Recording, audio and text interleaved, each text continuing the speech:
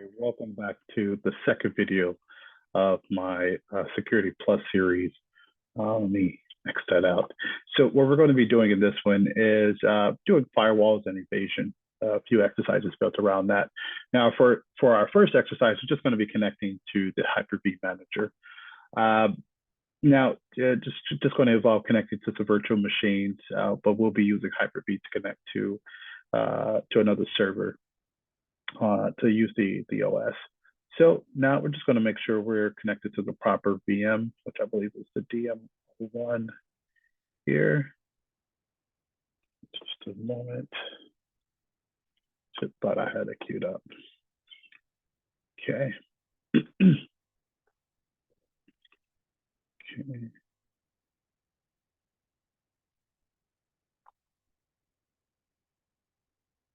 Perfect. All right.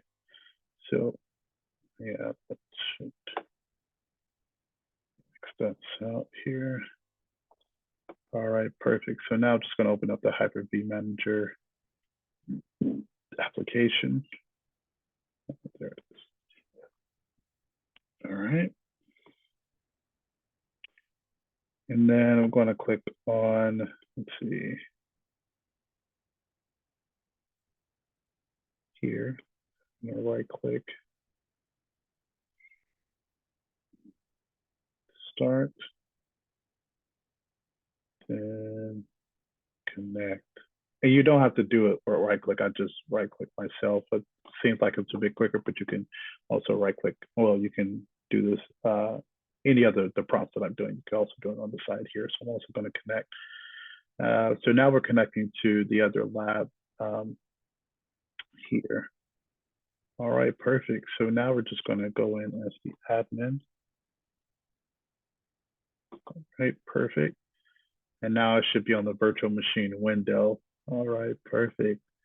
So I can actually do that there just so I like to see everything full screen mode. All right, perfect. So now this allows us to move on to our next step here. We're just going to install ZoneAlarm, Firewall, and Antivirus. Now, we touched on Firewall for multiple videos, right? And just one more time, we want to understand that the firewall is the device that prevents unauthorized access to a host or network, either from within the corporate environment or coming from the public network like the internet, right? So generally, there are two types of firewalls. And the hardware firewall takes the form of a closed proprietary appliance with its own OS. And this is considered faster, however, a bit expensive. Now, a software firewall is installed on a computer and it actually utilizes the computer's OS. And firewalls, either hardware or software, they use rules to filter incoming and outgoing traffic to the network. So what we're going to do now is install a software-based firewall called ZoneAlarm Free Firewall. So it's a lightweight version of the ZoneAlarm Pro because it has additional features with the Pro and capabilities just not found on the free version naturally, of course, right? So we can, choose to evaluate both versions and find out in another video possibly if they meet our requirements, right? So first, just going to download and install the free firewall, the ZoneAlarm, right? So now that we've connected to, let's see, now that we've connected to this server here, I got lost for a second. Just going to go to Internet Explorer, open it up. And then it should automatically connect. And then we're going to go to tools and hacking tools. Perfect. And then it should be ZAFW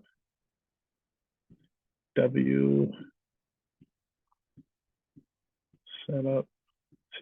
Setup I need. This should be this one. No, it's this one. And of course, we want to hit save. Okay, and then we want to run it. Yes. Now it's doing its thing.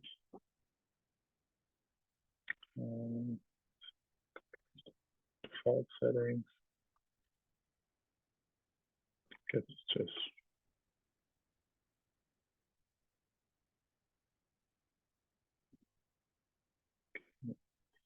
agree here. Perfect. All right, so I'm just gonna let it do its thing, wait for the setup to finish, and take too long.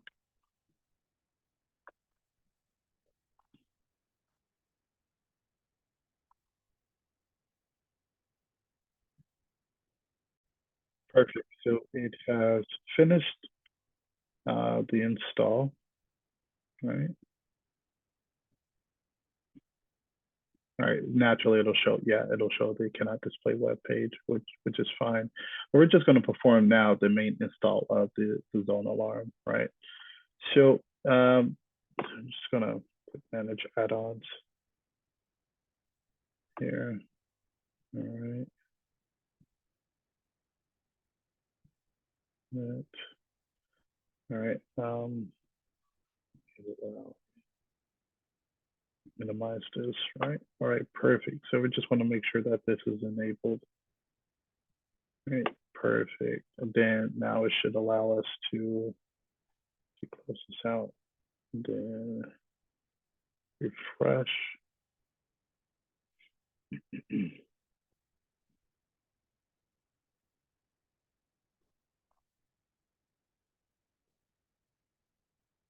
Can't really see this here.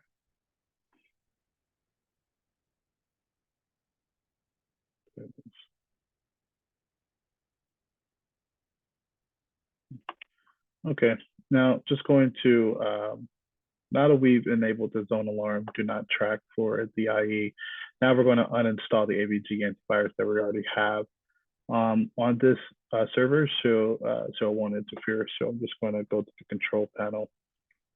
Let's see here, uninstall program,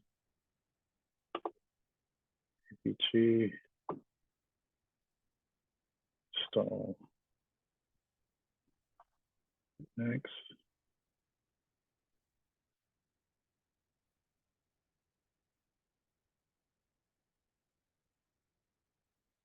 Perfect, so now it's removing. I may also have to restart after it's removed as well. All right, so the uninstaller has officially finished. So now I'm just gonna restart now here. I'll close all of this out. So I'm just gonna restart. All right, perfect. So we've successfully restarted the computer to fully uninstall AVG antivirus, right? So now we have ZoneAlarm now. What we're gonna do is just do the, we're just gonna make sure we have the ZoneAlarm antivirus installed now, right? So we have ZoneAlarm here. So now we want the antivirus installed.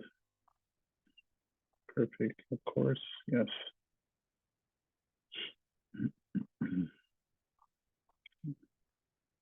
There it is, okay, perfect. I'm just waiting for it to finish. All right, perfect. So it has successfully downloaded the antivirus. So now we're going to do just a bit of configuring for the ZoneAlarm because it's an essential portion of the process to make sure that definitions of the database and an understanding of the program features is clarified to the user in general, right? So now that this is completed, just going to click view details for the antivirus section. And then we should see the real-time protection. Yeah, let's see, it's enabled, perfect. So now we can also schedule a scan and configure settings. So I'm just gonna click the firewall tab. And we can also notice that the basic firewall and application controls are enabled as well. I'm gonna take a look at the identity and data. And you can also see that we can see under the identity and data, we can have a few additional settings here. So just gonna click settings for the protection and then activate and manage for the protection service. Okay, yes, no, right.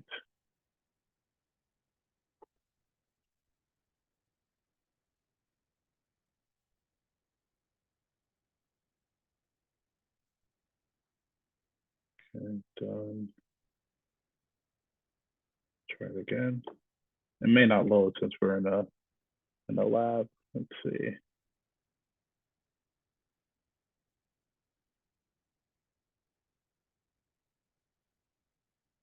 Okay, yeah, it's not loading for us because we're in the lab platform. So, but we can normally use this page to learn how to use identity guard, which is fine as far as the real world. But so now we're just going to configure ZoneAlarm to use a proxy server.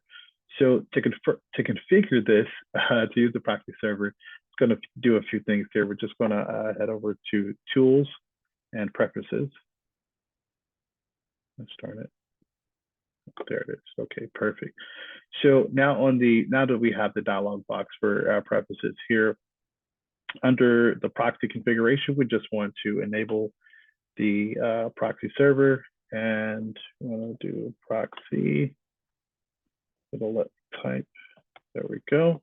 And then 8080 for the, let's see. Perfect. All right. And now we're just going to do a full scan.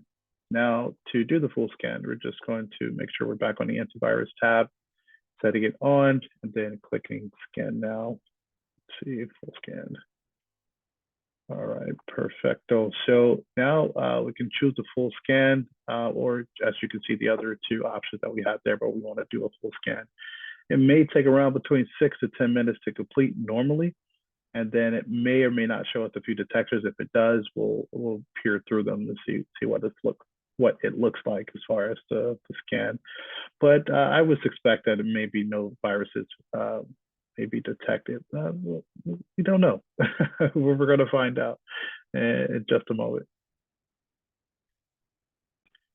All right. So now that we see that the scan has been completed, it took just under 10 minutes. No infections were found, so we are officially good to go. So just going to close out this window here. And now we're going to be working with ZoneAlarm logs, excuse me. Now to view the logs, we're just going to go back to the tools section, right? And then we're going to logs here. All right, now the ZoneAlarm alerts and logs dialog box here. In the viewer tab, it'll show us the firewall log and outgoing connections that were blocked along with other details. So it's going to hit log control here. And on the log control, the log archive frequency, the log archive locations have been automatically set. All right, so I'm just going to keep the default selections, and then I'm just going to head to alert events to keep the train going. And we have the settings for different system events here. So I'm going to keep those at the default as well. It's going to hit here, and we're going to close out the window. And so it's going to click on start, shut down. Let's see. And then just going to click on exit. All right, perfect. Now that we're back on the same Hyper-V manager. So now this allows us to go into our next exercise, which is using anonymous proxy sites. Now, in a corporate network environment, it implements strict security policies when it comes to using the internet, rightfully so, right? Because there could be non-work related websites, just non-productive towards the enterprise, right, such as Facebook, amongst others, as far as social media platforms. However, you can use anonymous proxies or websites to bypass the firewall. Anonymous proxies are just simple websites that allow you to feed into the URLs that what you really intend to visit. So these websites, they keep your information anonymous when you visit other websites. So your IP address or anything is not revealed. I remember personally doing this whenever we had gym and there was an issue with the gym where it was being renovated and we had to spend some time in the computer lab versus actually having gym. and we would use proxy sites to be able to look at NBA highlights and things of that nature. It's like the early 2000s, right? And they had the firewall rules, and we couldn't go directly to these websites, so we'd use proxies to make sure that we were able to look at like Dwayne Wade or Vince Carter like highlights. I believe it was like ankle breaking mixtape. I forgot the name of it, but anyway, I digress. But yeah, so what we're going to do first is bypass block sites using anonymous websites. And so for this task, we're just going to use one proxy site that's been specifically allowed on these servers for the labs that I'm currently using for the purpose of just carrying out this exercise. So just going to minimize this here, open up Internet Explorer, and just going to go to, I'll type out the full address here, and that'll be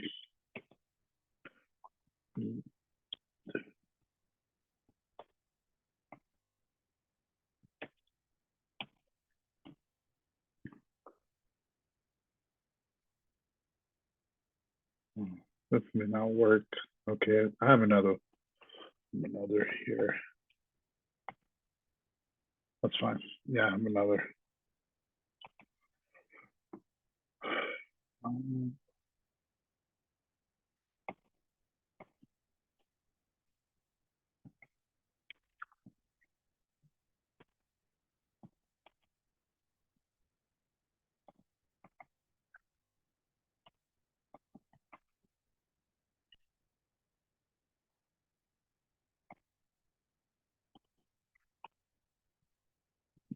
I spelled that wrong. I spelled a few things wrong.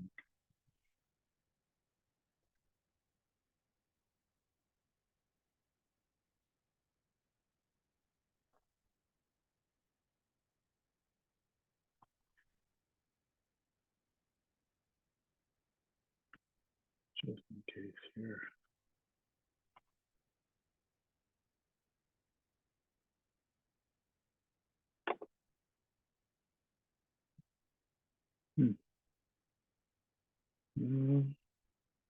Okay, perfect. So it's just giving us a list of different proxy sites that we can use. Just an extensive list, right? Most of them won't work in our practice lab because of the firewall policies that are enforced in this network. But we're just going to illustrate a proxy site that's allowed in the lab, right? So just going to go back to the original website that I wanted here. This should work this time.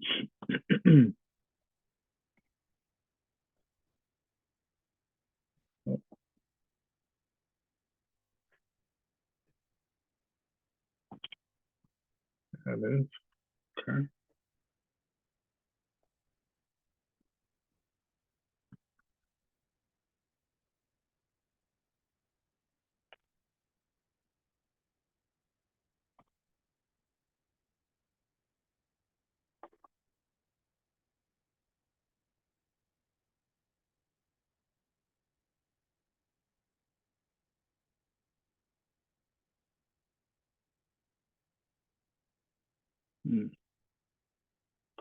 Not showing it. Let me fix that here.